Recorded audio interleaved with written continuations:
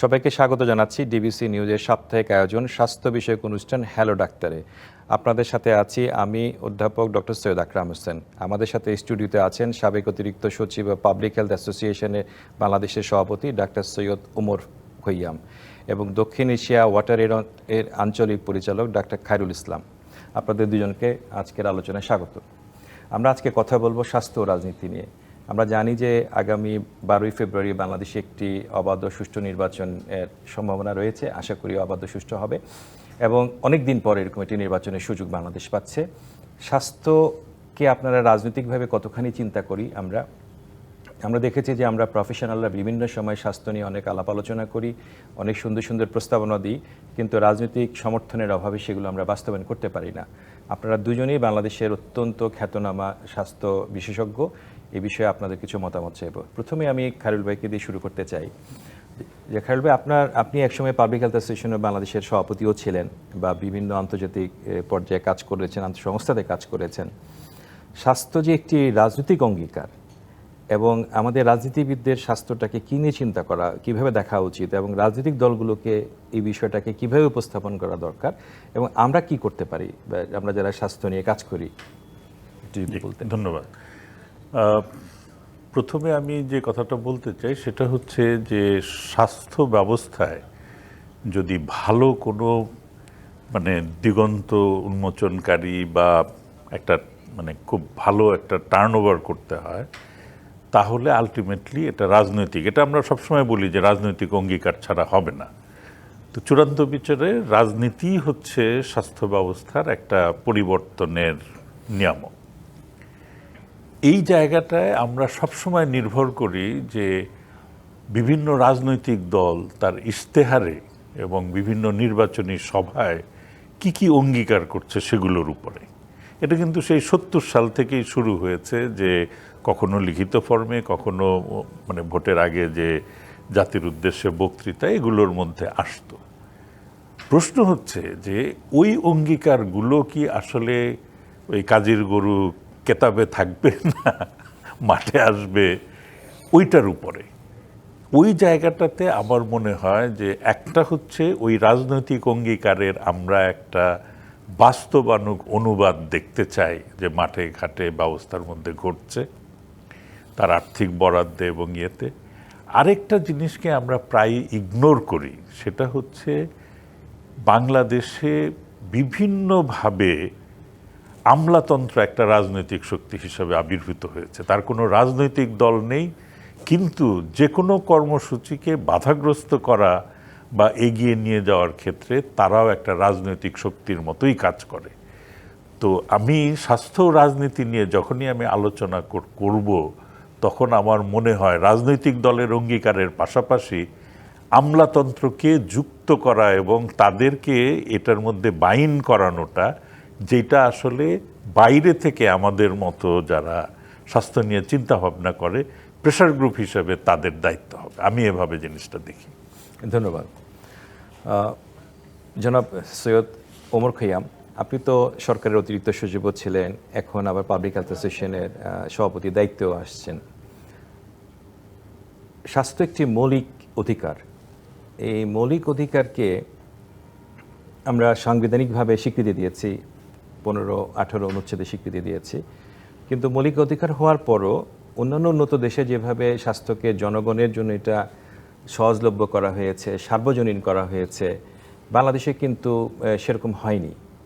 তো রাজনৈতিক অঙ্গীকারের অভাবেই, রাজনৈতিকভাবে বাস্তবায়নের অভাবেই ঘটনাটা ঘটেছে। আপনি দুই প্রেক্ষিতে যদি বিষয়টাকে একটু বলতেন। ধন্যবাদ ডিবিসিকে এবং ধন্যবাদ আপনার আজকে যে আলোচনায় আমরা বসছি। মূলত খায়রুল ভাই অত্যন্ত সুন্দরভাবে একটা জায়গা উন্মোচন করেছেন, যে ব্যুরোক্রেসি, আমাদের পলিটিক্স আর আমরা, এই যে তিন গ্রুপের মাধ্যমে যে বিষয়টা বের হয়ে আসবে, স্বাস্থ্যের যে পরিবর্তন বা আমাদের প্রত্যাশার যে বাস্তবায়ন, এই জায়গাটা এটা ঠিকই। তো আপনি যেখানে বলছেন, আমি যদি একটু পিছনে যাই, আমাদের সংবিধানে ধারা 15, ধারা 18(1) সেই জায়গায় সরকারের কমিটমেন্ট হলো স্বাস্থ্য যেন মানুষ সঠিকভাবে পায়, মানে অর্থাৎ রাষ্ট্রের কমিটমেন্ট। রাষ্ট্রের কমিটমেন্ট। তো রাষ্ট্রের কমিটমেন্ট সেখানে যাওয়ার কারণটা কি? কারণ এই সংবিধান লেখার সময়ও কিন্তু রাজনীতি ছিল, আপনি যে বিষয়টা নিয়ে আসছেন। তাইলে এখানে সংবিধানের মধ্যে এরকম করে এটা যেতে পারতো না। তো এই যে কমিটমেন্টটা সরকারের কাছে গেছে, এটাও রাজনীতির কারণেই গেছে।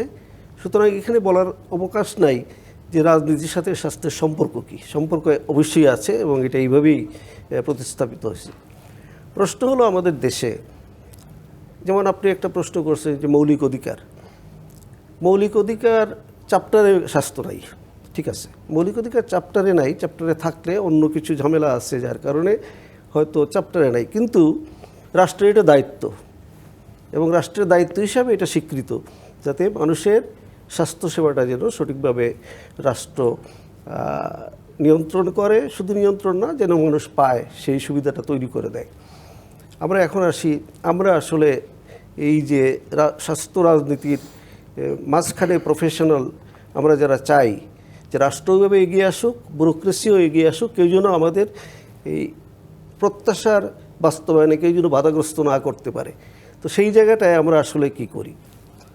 খায়রুল ভাই সুন্দর বলছেন যে এটা আমরা দেখতে চাই ইশতেহারের মধ্যে আছে কিনা, আমরা দেখতে চাই রাজনৈতিক নেতার বক্তব্যের মধ্যে আছে কিনা, আমরা দেখতে চাই সংসদে যখন ওনারা কথা বলেন সঠিকভাবে কথাটা বলতে পারতেছেন কিনা, আমরা দেখতে চাই রিফ্লেকশন যখন হয় বাজেটে সঠিকভাবে এই কথার সাথে যে পরিমাণ কাজ সেই পরিমাণ বাজেট সেখানে দেওয়া হয়েছে কিনা, সব কিছু যদি মিলে যায় তারপরে প্রশ্নটা আসে বাস্তবায়ন। তো বাস্তবায়নের আগ পর্যন্ত আমরা কথাটা বলি, কারণ আজকের এই অনুষ্ঠানটা মেইনলি ফোকাসিং রাজনীতি এবং স্বাস্থ্য। যদি আমরা মনে করি যে সঠিকভাবে কথাটা বলতে হবে, তাহলে এই কথাটা কার কাছ থেকে আসবে? কে একজন পলিটিশিয়ানকে? এবং আমি এখানে আর একটু বলি যে অনেক প্রফেশনাল নিজেরাও পলিটিশিয়ান হয়ে যান এক সময়, আবার অনেক প্রফেশনাল ভালো পলিটিশিয়ান হন, কারণ উনি যেহেতু স্বাস্থ্যের বিষয়টা জানেন, স্বাস্থ্য একটা মৌলিক বিষয় এবং স্বাস্থ্য এটা কমিটমেন্ট সব পলিটিশিয়ানদের থাকে যারা স্বাস্থ্য পায়। তো সেই ক্ষেত্রে এখানে একটা ভালো যোগসূত্র আছে, যারা ভালো স্বাস্থ্যের বিষয়ে জানেন তারা ভালো পলিটিশিয়ান হওয়ার সুযোগও আছে এবং পৃথিবীর বিভিন্ন দেশে এটা কিন্তু দেখা যায় অনেকেই।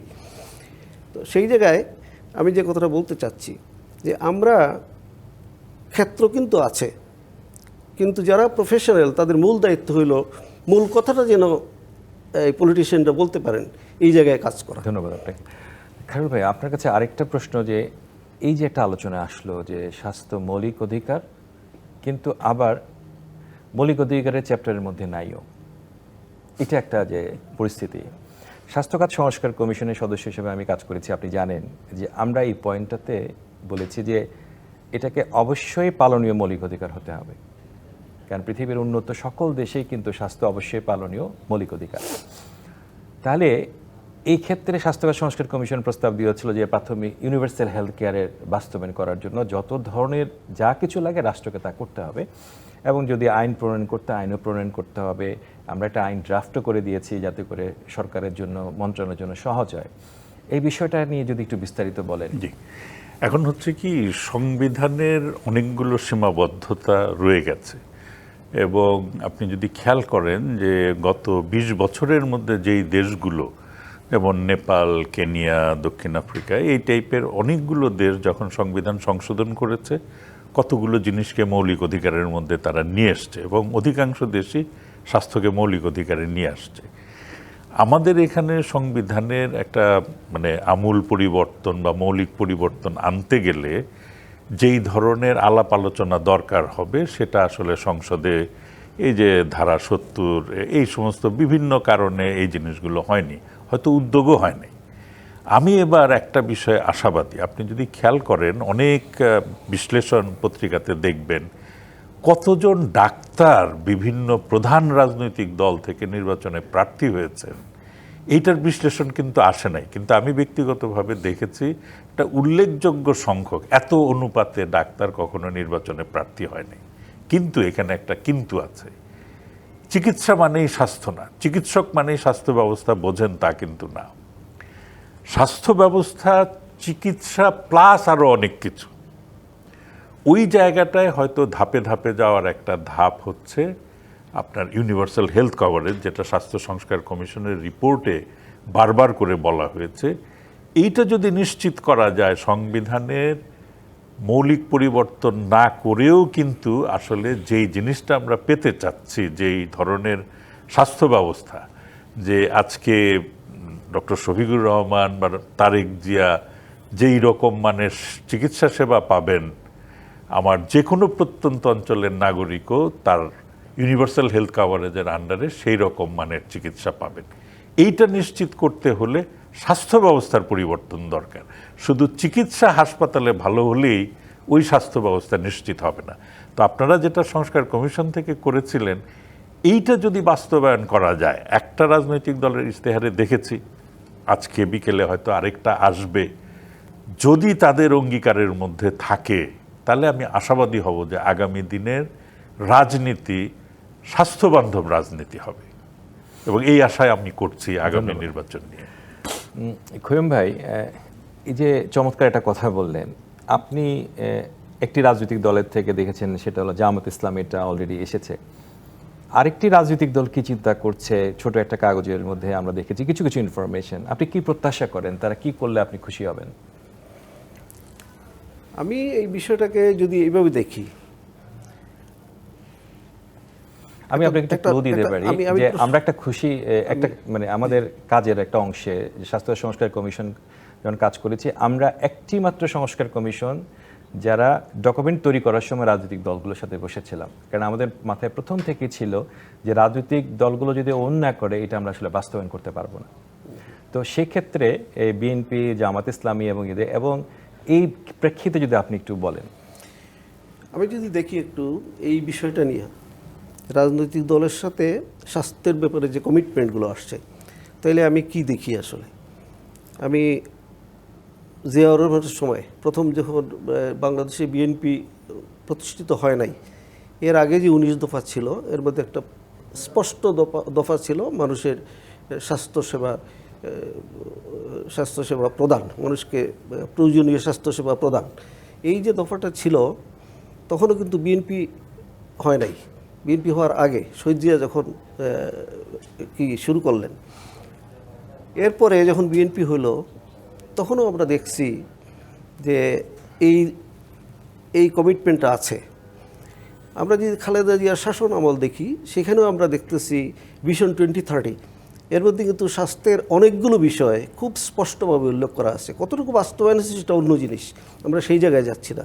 কিন্তু পলিটিক্যাল কমিটমেন্ট যে আছে এবং এই জিনিসটা যে প্রপারলি লিপিবদ্ধ হয়েছে, সেই জিনিসটা আমরা কিন্তু স্পষ্ট পাই যে ভিশন 2030 মধ্যে। মানে যদি কিছু মোদ্দা জিনিস আপনি বলতেন যে আপনি বিএনপির ম্যানিফেস্টোর মধ্যে এই জিনিসগুলো দেখতে চান। হ্যাঁ, দেখতে চাই। আমি আসতেছি, আপনি 1, 2, 3, 4, 5 আমি ওই জায়গায় আসতেছি। অথবা স্বাস্থ্যকে আপনি ঠিক কোন জায়গায় দেখতে চান? ম্যানিফেস্টো তো একটা লম্বা হবে, অনেক পয়েন্ট থাকবে। না, আমি ওই জায়গায় আসতেছি, একটু জাস্ট আর একটা মিনিট। সেটা হলো, এরপরেও যদি আমরা দেখি একটা ধারাবাহিকতা আছে। মানে এখানে আমরা বুঝতে পারি যে কমিটমেন্টটা পলিটিক্যাল যে নাই তা না, কিন্তু যে জায়গাটার গ্যাপ আমরা যেটা মনে করি, আমরা কি প্রপার জিনিসটা বলতে পেরেছি ওই জায়গাতে। এই জায়গায় কিন্তু আমাদের এটা পলিটিশিয়ানকে এটাকে ব্লেম দেওয়া যাবে না। আমরা যারা প্রফেশনাল, আমরাই তুলে দিতে হবে কোন জিনিসটা রিয়েলি থাকা দরকার ওই জায়গাতে। তো সেই জায়গাতে আমি যদি দেখি, এটা বিভিন্নভাবে স্বাস্থ্যকে কিন্তু আমরা আমাদের যে দেখার যে ভিশন, পার্সপেক্টিভ, এটা কিন্তু বিভিন্নভাবে পরিবর্তিত হয়। ধরুন আমি ফর এক্সাম্পল আমি বলি, যদি মনে হয় বাংলাদেশের বাস্তবতায় যদি আমরা দেখি, স্বাস্থ্যে কোন জিনিসটা আপনি বেশি গুরুত্ব দিবেন। জাস্ট এক্সাম্পল, আমি কোনো একেবারে কংক্রিট কিছু বলছি না। মনে করেন বহু মানুষ এখান থেকে ভারতে চিকিৎসা নিতে যায়। আপনি কিন্তু এটাকে গুরুত্ব দিতে পারেন যে ভারতে চিকিৎসা দেওয়া কমানো যায় কিভাবে, আমাদের দেশে ভালো চিকিৎসা কিভাবে করা যায় যাতে মানুষ ওইখানে কম যায়। এটা হইতে পারে আপনার রাষ্ট্রের জন্য পার্সপেক্টিভ এটাই বলে, এটাই করতে হবে। একইভাবে যদি আমি বলি, ঔষধ শিল্পে এপিআই, ঔষধ শিল্পে এই যে আপনার যত হিউম্যান টেস্টিং, সবগুলোই আমরা বাইরের থেকে আমদানি করি। আপনি এখানে রাষ্ট্র বলতে পারে যে না, আমরা আগামী 5 বছর এগুলো কমাবো। এগুলো যদি কমাই, অটোমেটিক্যালি আমাদের ফরেন কারেন্সিও টিকে, সাথে সাথে হেলথে এই টাকাটা বিনিয়োগ করা যায় কিনা সেই চিন্তাটাও করা যায়, লিঙ্ক করা যায়। তো আপনি স্বাস্থ্যকে এইভাবে দেখতে পারেন। আবার দেখতে পারেন যে ঠিক আছে, যদি আপনি এটা না করেন, ধরেন একজন পলিটিশিয়ান কনভিন্স হচ্ছে না বা বুঝাতে পারতেছি না আমরা যদি ওনাকে বলি যে ঠিক আছে, এখন দেখেন আপনি যদি স্বাস্থ্যে ইনভেস্ট না করেন, তাইলে এই মহিলাটা যদি একটা মহিলা মারা যায় কোনো কারণে, প্রেগনেন্সি রিলেটেড কারণে, তাইলে এই ফ্যামিলির যে ডিভাস্টেশনটা হবে, এই ফ্যামিলিতে যে প্রবলেমটা হবে, এটা কিন্তু আপনার ইকোনমিকেও ডিস্টার্ব করবে, এটা কিন্তু সামাজিক নিরাপত্তাকে ডিস্টার্ব করবে। এইভাবে যদি আমরা, বিশেষ করে প্রফেশনালরা যদি পলিটিশিয়ানদেরকে প্রপার মেসেজটা ওনারা যেভাবে চান ঠিক সেইভাবে প্রতিস্থাপন করতে পারি আমরা, তাইলে আমার মনে হয় ওনারাও রোল প্লে করতে পারবেন এবং বাজেটের যে অংশটা ওনারা দিতে চান তখন একটা হেসিটেশন আসে। এত টাকা প্রায়ই আমরা কথা শুনি যে হেলথে যে বাজেট দেওয়া হচ্ছে খরচ হয় না, খরচ হয় না, আসলে খরচ হয় না বিষয় না, কোন জায়গাতে খরচ করবেন সেটা ঠিক হয় নাই, না হওয়ার কারণে হেসিটেশনই 1-2 বছর চলে যায়, এরপরে শেষে 1-2 বছর যা থাকে আরেকটা টার্মোয়েল শুরু হয়, সেখানে কাজ করা যায় না। আমরা একটা বিরতি নিয়ে আবার আসছি। হ্যালো ডাক্তারে নিচ্ছি একটি বিরতি। আবারও স্বাগত ডিবিসি নিউজের সাপ্তাহিক আয়োজন স্বাস্থ্য বিষয়ক অনুষ্ঠান হ্যালো ডাক্তারে। আজকের আলোচনার বিষয় স্বাস্থ্য ও রাজনীতি। আলোচনা করতে আমাদের সাথে স্টুডিওতে আছেন সাবেক অতিরিক্ত সচিব ও পাবলিক হেলথ অ্যাসোসিয়েশন অব বাংলাদেশের সভাপতি ডাক্তার সৈয়দ ওমর খৈয়াম এবং দক্ষিণ এশিয়া ওয়াটার এইডের আঞ্চলিক পরিচালক ডাক্তার খায়রুল ইসলাম। আপনাদের আবারও স্বাগত। খায়রুল ভাই, যে আলোচনাগুলো আমরা করছিলাম এর মধ্যে অনেকগুলো বিষয় উঠে এসছে, এর মধ্যে একটা অর্থনীতিও এসছে। অর্থনীতির মধ্যে একটি বিষয় গুরুত্বপূর্ণ, স্বাস্থ্যখাত সংস্কার কমিশন যে পয়েন্টটাকে আইডেন্টিফাই করেছে সেটা হলো যে স্বাস্থ্যখাতে দুর্নীতি। স্বাস্থ্যখাতে দুর্নীতিতে বলা হচ্ছে যে 1/3 অর্থের অপচয় হয়ে যাচ্ছে, আর কিছু অংশ খোয়েম্বা একটু আগে বললেন যে 1/3 খরচই হচ্ছে না। তাহলে আমরা খরচও করতে পারছি না, আবার বলছি বাজেটও কম, জিডিপি চাইতে অনেক কম। এই যে একটা জটিল পরিস্থিতি, এই ক্ষেত্রে করণীয়টা কি? আমি একটি রাজনৈতিক দলের একটি স্বাস্থ্য বিষয়ক একটি ইয়েতে পেয়েছি যে তারা দুর্নীতিটাকে সবার আগে রেখেছে, যে সবার আগে দুর্নীতিমুক্ত স্বাস্থ্য খাত তৈরি করতে হবে। এটা আসলে বাস্তবে সম্ভব কিনা, করলে কিভাবে করতে হবে? অনেক ধন্যবাদ। কারণ আমরা বাংলাদেশ হেলথ ওয়াচের তরফ থেকে দুর্নীতি বিষয়ে একটা রিপোর্টের কাজের মাঝখানে আছি এবং ভয়ঙ্কর ভয়ঙ্কর সমস্ত তথ্য উঠে এসছে। দুর্নীতি শুধু যে কেনাকাটায় হচ্ছে তা না, মেডিকেল শিক্ষা থেকে শুরু করে বদলি, পদায়ন, পদোন্নতি থেকে শুরু করে ইন্টেলেকচুয়াল করাপশনও হচ্ছে। অর্থাৎ আমি ডেটা ম্যানিপুলেট করছি, পরিসংখ্যানকে ফুলিয়ে ফাঁপিয়ে অথবা কমিয়ে দেখাচ্ছি, দেখিয়ে আমি এক ধরনের সান্ত্বনা পাচ্ছি বা প্রশংসা পাচ্ছি, এরকম নানান ধরনের দুর্নীতি হচ্ছে। এখন প্রশ্ন হচ্ছে যে কোন দুর্নীতিটাকে আমি প্রাধান্য দিয়ে আমি কাজ করব। যেই দুর্নীতি কমালে মানুষের পকেটের খরচ কমবে, অর্থাৎ আমাদের বাংলাদেশে গড়পড়তা মানুষের 70% স্বাস্থ্য ব্যয়ী মানুষের পকেটের টাকায় খরচ করতে হয়। এইটা কিন্তু মানে আমাদের এই উপমহাদেশ বলি আর অন্যান্য দেশের তুলনায় বলি অনেক অনেক বেশি। কেন একজন সাধারণ মানুষের 70% টাকা এখানে খরচ হয়ে যাবে? এবং এটাকে আরেকটু অন্যভাবে বিশ্লেষণ করলে যে একদম হতদরিদ্র একজন মানুষের ওই পরিমাণ টাকা হচ্ছে তার ঘটি বাটি বিক্রি করা টাকা, আরেকজন ধনী মানুষের হয়তো এটা অত বড় কিছু না, গেলে গেল এরকম। তো তার ইনকামের ইরোশনকে কমাতে পারে এই জাতীয়, সেটা কোথায় কোথায় ছোট ছোট যে সমস্ত দুর্নীতিগুলো আছে সেগুলো, যেগুলো ব্যবস্থাপনা দিয়ে উন্নতি করা সম্ভব। কিন্তু যেসব দুর্নীতিগুলো আমরা দেখি না কিন্তু রাষ্ট্রের কোষাগার থেকে চলে যায়, ধরেন আমি কয়েকশো কোটি ডলারের টিকা কিনছি বা আন্তর্জাতিক টেন্ডারে আমি ওষুধ কিনছি অথবা হাসপাতালগুলোর জন্য অপ্রয়োজনীয় যন্ত্রপাতি কিনছি অনেক বেশি দামে, এই সমস্ত দুর্নীতিতে শত শত কোটি ডলারের দুর্নীতি হয় যেটা সাধারণ মানুষ চোখে দেখে না। সাধারণ মানুষ চোখে দেখে হচ্ছে অমুক হাসপাতালে গেছে ভর্তি হতে তাকে 5,000 টাকা দিতে হচ্ছে, একটা হাসপাতালের বেড পেতে 500 টাকা দিতে হচ্ছে, তাকে ট্রলিতে করে নিয়ে যেতে 50 টাকা দিতে হচ্ছে। এগুলা নিয়ে মানুষ ক্ষোভ করে অনেক বেশি, মানুষ ক্ষুব্ধ হয়। কিন্তু এগুলো স্বাস্থ্য খাতের দুর্নীতির টিপ অফ দি আইসবার্গ, মানে বরফের ওই উপরের অংশ। তলের অংশে রয়েছে যেগুলোর মধ্যে ওই যে বললাম রাজনৈতিক শক্তি এবং আমলাতান্ত্রিক শক্তির একটা যূথবদ্ধ প্রচেষ্টায় এই দুর্নীতিগুলো হয়। ওই জায়গাটায় যদি কেউ হিট করতে পারে, যেটা একমাত্র রাজনৈতিক সদিচ্ছার দ্বারাই সম্ভব, এবং একই সঙ্গে এই যে বাইরের যারা দুর্নীতি দমন কমিশন বলি, এদের ইন্টারভেনশনের মাধ্যমে বড় মাপের দুর্নীতিগুলো কমানো সম্ভব। ধন্যবাদ আপনাকে। খোয়েম ভাই, এই যে আলোচনাগুলো আসছে, এর মাঝখানে আপনি লোকাল লেভেল প্ল্যানিংয়ের সময় কাজ করতেন, আপনার সাথে আমরাও কিছু কিছু সময় কাজ করেছি। স্বাস্থ্যখাত সংস্কার কমিশন স্বাস্থ্য খাতকে ঢেলে সাজানোর জন্য পুরো জিনিসটাকে জুডিশিয়াল সার্ভিসের মতো করতে বলা হয়েছে, যাতে করে স্বাস্থ্য খাতই নিজে সিদ্ধান্ত নিতে পারে কি করবে, এবং বিভিন্ন লেভেলে আপনার বিভাগ পর্যায়ে, ডিস্ট্রিক্ট পর্যায়ে, উপজেলা পর্যায়ে এগুলোকে কর্তৃপক্ষ করে সেভাবে ডিস্ট্রিবিউশন করতে পাওয়ার এবং করতে বলা হয়েছে। এই যে প্রস্তাবনাগুলো, এই টোটাল স্বাস্থ্য কাঠামোকে ঢেলে সাজানোর বিষয়টাকে, আপনি তো যেহেতু এডিশনাল সেক্রেটারি ছিলেন, এক ধরনের ব্যুরোক্রেসিতে আপনি যুক্ত ছিলেন, আবার পাবলিক হেলথের সাথেও কাজ করেন, বিষয়টা কিভাবে আপনি সমাধান করতে চান? আমার মনে হয় আমরা কিছু কিছু কথা আমরা বলি আসলে খুবই ভেরি জেনারেল। আমরা মনে করি এই কথাটা সবার জন্য প্রযোজ্য। আসলে বিষয়টা এরকম না। এক কথা সবার জন্য সমানভাবে প্রযোজ্য হয় না।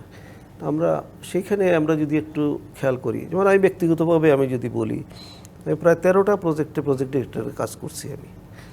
তো সেখানে তো এমন কোনো বিষয় আসে নাই যে দুর্নীতি করে আমি সম্পদের পাহাড় গড়ে ফেলছি। তাহলে কোন জায়গায় বা এই বিষয়টা কোন জায়গায়, অন্যজনের কেন হবে, আমার কেন হবে না, এই জায়গায় প্রশ্নটা আমরা খুঁজতে হবে।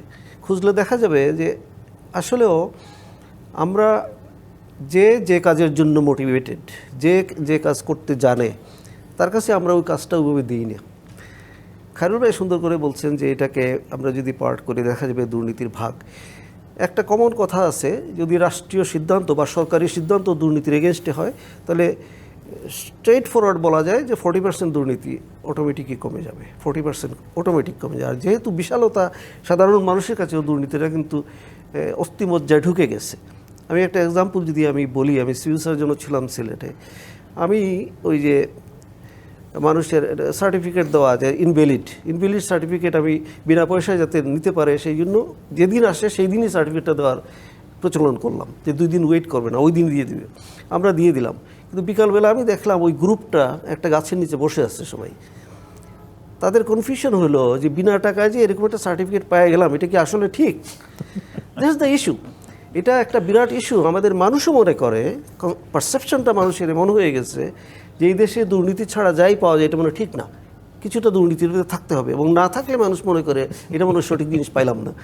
এই জায়গা থেকেও মানুষকে উঠে আনতে হলে there must be some leadership, ওরকম কিছু ক্যারিসমেটিক লিডারশিপ হইতে হবে যে অবশ্যই দুর্নীতি করে না, যে অবশ্যই দুর্নীতি ছাড়া কাজ করে দেখাইতে পারে যে হ্যাঁ দুর্নীতি ছাড়াও কাজ হয়।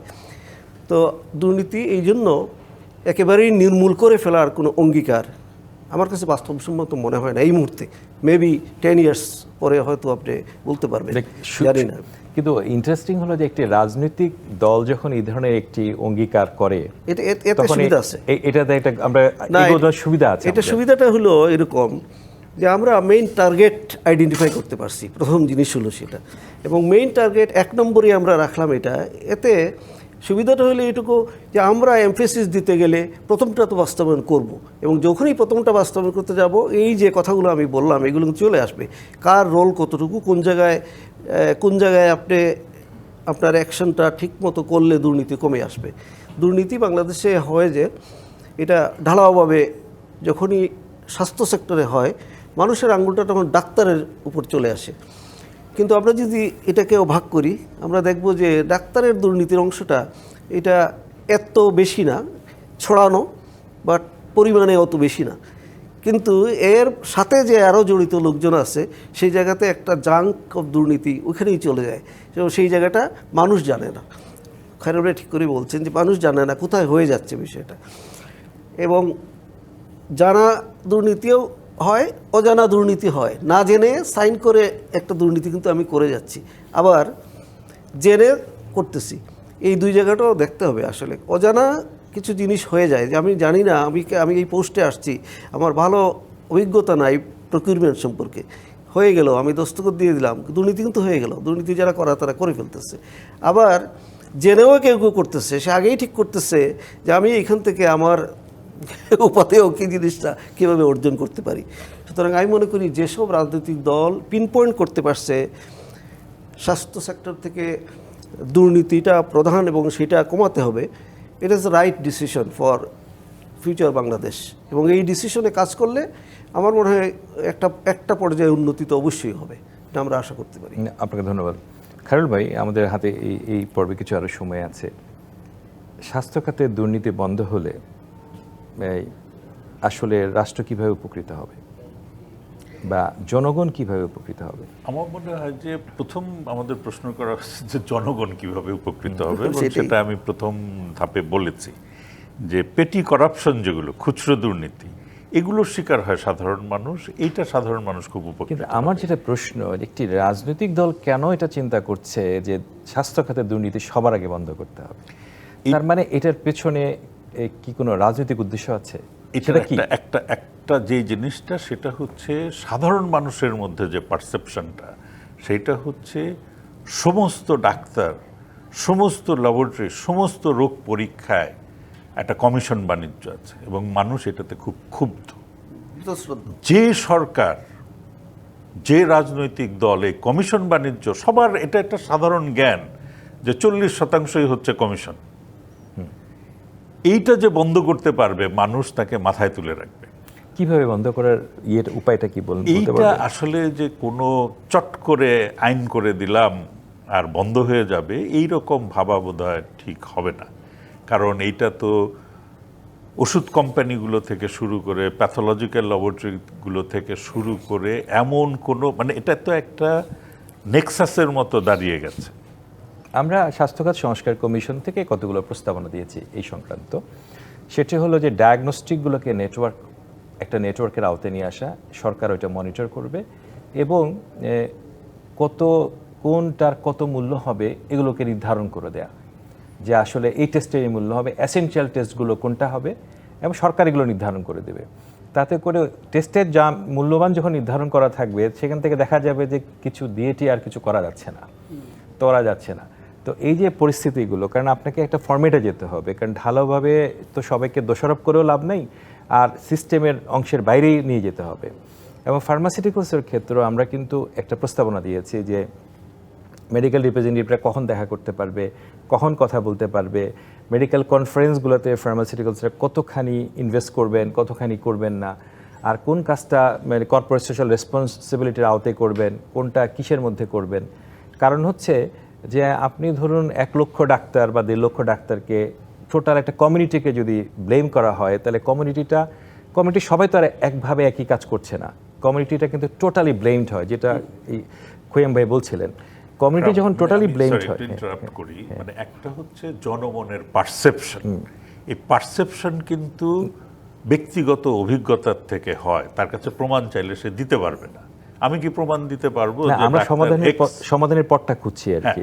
সমাধানের পথে আসলে অনেক আগে থেকে শুরু করতে হবে। সেটা হচ্ছে যে নৈতিক শিক্ষা, আমরা মেডিকেল এথিক্স তো ভালো করে পড়াই না, আমরা মেডিকেল এথিক্সের চর্চা দেখি না, আমাদের সামনে রোল মডেল শিক্ষক থাকে না, আমাদের সামনে যেই উদাহরণগুলো বারবার উপস্থাপিত হয় যে একটা অনুষ্ঠান হলেও একটা ফার্মাসিউটিক্যাল কোম্পানির চাঁদায় অনুষ্ঠানটা করতে হয়। তো এই জায়গাগুলো কিছু মৌলিক পরিবর্তন আনতে হবে, যেন ছাত্রাবস্থা থেকেই সে একজন নৈতিক মানুষ এবং নৈতিক ডাক্তার হিসেবে আসলে গ্রো করতে পারে। এটাতে একটা বিষয়ে আমি আপনাকে বলতে পারি যে ওয়ার্ল্ড মেডিকেল অ্যাসোসিয়েশন, আপনি জানেন যে ওদের একটা গাইডলাইন তৈরি করা আছে যে ডাক্তাররা এইসব বিষয়ে কিভাবে ফার্মাসিউটিক্যালস সাথে ইন্টারাকশনে যাবেন। আচ্ছা, আমরা ফিরবো, তার আগে একটা বিরতি নেব। হ্যালো ডাক্তারে নিচ্ছি একটি বিরতি, সঙ্গেই থাকুন। আবারও স্বাগত ডিবিসি নিউজের সাপ্তাহিক আয়োজন স্বাস্থ্য বিষয়ক অনুষ্ঠান হ্যালো ডাক্তারে। আজকের আলোচনার বিষয় স্বাস্থ্য ও রাজনীতি। আমাদের সাথে আছি আমি অধ্যাপক ডক্টর সৈয়দ আকরাম হোসেন। আলোচনা করতে আমাদের মাঝে স্টুডিওতে উপস্থিত আছেন সাবেক অতিরিক্ত সচিব ও পাবলিক হেলথ অ্যাসোসিয়েশন অব বাংলাদেশের সভাপতি ডাক্তার সৈয়দ ওমর খৈয়াম এবং দক্ষিণ এশিয়া ওয়াটার এইডের আঞ্চলিক পরিচালক ডাক্তার খায়রুল ইসলাম। আবারও আমরা ইতে আসে বিরতির আগে যে কথাটা বলছিলাম যে ওয়ার্ল্ড মেডিকেল অ্যাসোসিয়েশনে একটি গাইডলাইন দেওয়া আছে যে আসলে ফার্মার সাথে ইন্টারাকশনটা কী হবে। সারা পৃথিবীতে যতগুলো কনফারেন্সই হয় ফার্মা কিন্তু এটার একটা বড় স্পন্সরশিপ ডিল করে হোল ওয়ার্ল্ডেই, এটা রিসার্চ পারপাসে অন্যান্য পারপাসে, কিন্তু এটা একটা এথিক্যাল পারসেপশন থেকে হয়, কর্পোরেট সোশ্যাল রেসপন্সিবিলিটি পারসেপশন থেকে হয়। এটা কিন্তু ফার্মার গাইডলাইনে বলাই আছে ইন্টারন্যাশনালি। ওই জিনিসগুলোই গাইডলাইনটাকে এগুলো যাতে ফলো করা যদি যেত বাংলাদেশে, এথিক্যাল পারসেপশনগুলো তৈরি করা যেত, গাইডলাইন তৈরি করা যেত, তাহলে এই যে ঢালাও কথাবার্তাগুলো আসতো না। মানে আপনার যতখানি সম্ভব, এটা কিন্তু আমাদের সংস্কার কমিশনের আমরা রিপোর্টে বলেছি।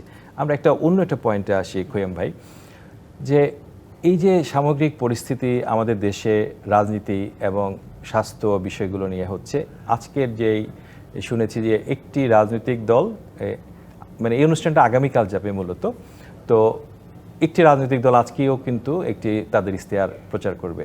তো ইশতেহারগুলো বিস্তারিতভাবে যেই করুক না কেন, বাস্তবায়নের ক্ষেত্রে কি আপনি দেখতে চান? কারণ স্বাস্থ্যকর সংস্কার কমিশন একটি প্রস্তাবনা দিয়েছে, যেটা খায়রুল ভাইয়া বারবার বলছিলেন যে আসলে কাগজে কলমে থাকলে, আপনিও বলছিলেন কাগজে থাকলে তো হবে না, এটা বাস্তবায়িত হতে হবে।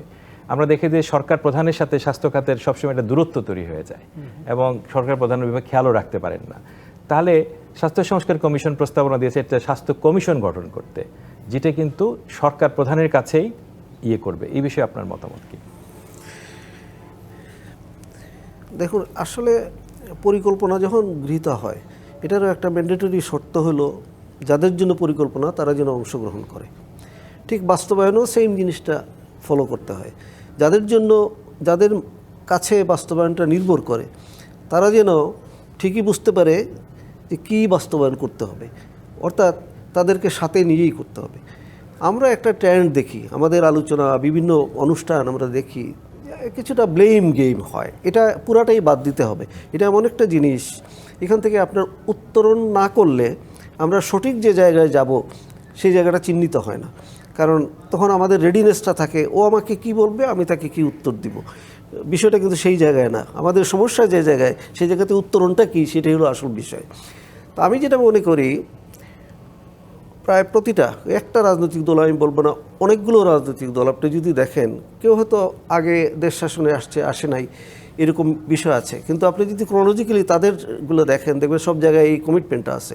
কমিটমেন্ট বাস্তবায়ন তাহলে কাদের দায়িত্ব? কমিটমেন্ট বাস্তবায়ন যদি কমিটমেন্ট হয়, বাজেট হয়। স্বাস্থ্য খাতকে আপনি কোথায় দেখতে চান? আমাদের হাতে সময় কম। স্বাস্থ্য খাতে দেখা যাচ্ছে যে কোনো রাজনৈতিক দল 26টার মধ্যে 19 নম্বরে স্বাস্থ্য খাত। আপনি স্বাস্থ্য খাতের নাম্বার কতটা হওয়া, মানে প্রতিজ্ঞার নাম্বার কত নম্বরে হলে আপনি খুশি হবেন? এটা কথাটা সেখানেই। স্বাস্থ্য খাত এমন জনসম্পৃক্ত খাত, এটা যেসব রাজনৈতিক দল আগায় রাখবে সেই বেনিফিটেড হবে। আপনি কোন জায়গায় দেখতে চান? আমি দেখতে চাই, ধরেন 10-এর মধ্যে যদি হয় ঠিক আছে, বা আরও আগে যদি হয়, 5-এ হয়, 4-এ হয়, আরও ভালো। কেন আরও ভালো? কারণ রাজনৈতিক দলগুলো কি চায়, মানুষ যেন তাদেরকে আস্থার মধ্যে রাখে। অর্থাৎ এরা যদি ক্ষমতায় আসে তাইলে আমরা উপকৃত হব। তাইলে রাজনৈতিক দলেরই উচিত হবে, কারণ যেহেতু জনসম্পৃক্ততা খুব বেশি এবং অল্প কাজে মানুষকে সন্তুষ্ট করার সুযোগ বেশি, সেই জায়গায় রাজনৈতিক দল ইচ্ছা করলেই এটাকে আগায় রাখতে পারে। কারণ অনেক বড় বড় সেক্টর আছে, সেটা আগায় না রাখলেও কাজটা হইতে হবে। কিন্তু আমি মনে করি রাজনৈতিক দলের এটা নেওয়া উচিত যে অল্প কাজে মানুষ সন্তুষ্ট করতে হইলে এই জায়গাটা, হেলথটাকে আগায় রাখা দরকার। ধন্যবাদ খোয়েম ভাই। আপনার কাছেও আমার কাছাকাছি প্রশ্ন, যে রাজনৈতিক দলগুলোর কাছে যে ইয়েতে আসবে, এটা যেমন আমরা কারোতে দেখি 26-এর মধ্যে 19 নম্বরে এসছে, কিন্তু আসলে কতর মধ্যে হতে? আমরা যেমন স্বাস্থ্য সংস্কার কমিশন সবসময় বলেছি যে রাজনৈতিক দলগুলো যেন এটা প্রথম 5টার মধ্যে বিবেচনায় নিয়ে আসে, প্রথম দিকের মধ্যে নিয়ে আসে। মানে প্রথম দিকে আসলে আমাদের কিছু উদাহরণ আছে, যেমন থাকসিন, থাইল্যান্ডের উদাহরণ, ন্যাশনাল হেলথ সিস্টেম, মার্গারেট থ্যাচারের উদাহরণ। পৃথিবীতে দেখা গেছে যে হেলথই অনেক দেশে কিন্তু সরকার পরিবর্তন করে ফেলে, হেলথের সুযোগ সুবিধা, অন্যান্য বিষয়গুলো। আপনি বিষয়টাকে কীভাবে দেখেন, পুরোপুরি যদি বলতেন। এই জায়গাটাতেই হচ্ছে রাজনীতি এবং স্বাস্থ্য। অর্থাৎ আমি কেন ডিটারমাইন করে দিব যে আপনার 1 নম্বরে থাকবে, কারণ আমি স্বাস্থ্য খাত সংশ্লিষ্ট মানুষ, আমি তো 1 নম্বরেই দেখতে চাবো। কিন্তু রাজনৈতিক দল নির্ধারণ করবে যে প্রাধিকারে তার কাছে স্বাস্থ্য কোন জায়গায়, এবং তার উপরেই কিন্তু তার ভাগ্য নির্ধারণ করছে। প্রশ্ন হচ্ছে যে আমি স্বাস্থ্যকে কিভাবে দৃশ্যমান করছি মানুষের কাছে। এখন দৃশ্যমান সে কিভাবে করতে পারে? স্বাস্থ্যের একটা মৌলিক উপাদান হচ্ছে পানি এবং স্যানিটেশন। আজকে এই দেশে এখনো 17-18 ভাগ মানুষ আর্সেনিক যুক্ত পানি খায়। সম্পূর্ণ খুলনা বেল্টে আপনার লোনা পানির প্রকোপ আছে। আমি কি ইশতেহারের কোথাও স্বাস্থ্যের জন্য মানুষকে সুপেয় পানি খাওয়াবো কোথাও বলেছি? যদি না বলে থাকি, আমি সুপেয় পানি খাওয়াতে পারছি না, তো স্বাস্থ্য নিশ্চিত করব কিভাবে? এই জন্য বললাম যে চিকিৎসা মানেই স্বাস্থ্য না। এক্স্যাক্টলি, ঠিক আছে, total wellbeing issue, total wellbeing issue. তো সেই জায়গাটায় আপনি দেখেন নরেন্দ্র মোদী গত 2টা টার্মের ইলেকশনে সমস্ত বাড়িতে টয়লেট করে দিয়েছে।